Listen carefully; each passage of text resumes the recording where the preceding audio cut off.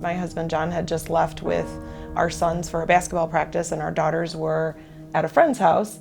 And when I came in, I had discovered that in the living room they had knocked down a hard plastic container of gum, sugar-free gum. And at this point, I didn't know that anything about xylitol. I didn't know that it was so poisonous, for the dogs. And I, kind of scolded them and, cleaned up the gum and left the house to go pick up my daughters. So I said, we gotta go because I'm worried about the dogs. And in the meantime, my husband called and said, the dogs are throwing up. When I got back home, they both were vomiting. Between the two of them, threw up about 17 times. That's when I called our vet, and they said, you need to call the Animal Poison Control Center. It's two dogs, and they're both just laying quietly. They both have been vomiting. Okay, what's happened? They got into a package of gum. Both of them, it seems, ate the gum. There was about 24 pieces that we figured out that they ate between the two of them. Like, I left by 7:30 and was back by 8:30, and that's when I saw the vomiting. So now that they're laying down, if you try to get them up and move around, will they do that for you? Marvin. No, Mars. One is moving around. I mean, he's like walking around. He looks kind of miserable. And, yeah, they both laid right down pretty much. Okay. Pam was actually pretty calm throughout the conversation, which was helpful for me to obtain both Marvin and Murphy's information. That way we could accurately help the veterinarian treat the case.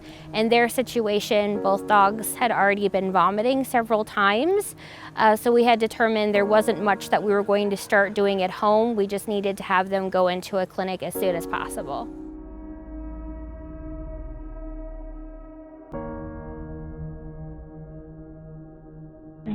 You are calling about Marvin and Mercy? Yes.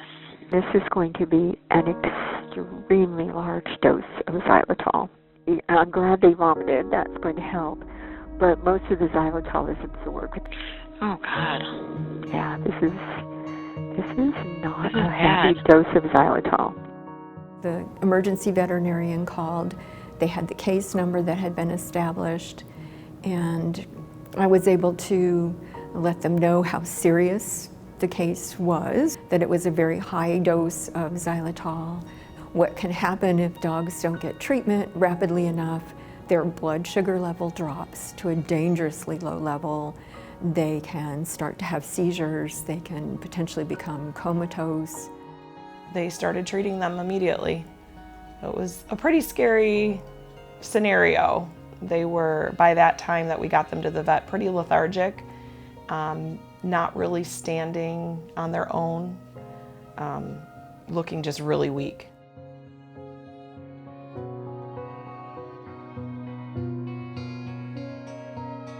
Murphy was the more, severely sick of the two. Thankfully, he started turning around quicker than they anticipated. By the next day when we got to visit them, they definitely looked so much better. I mean, they weren't as lethargic. They were both walking. I mean, to see them walk into the room, we were just so relieved because the night before did not look good.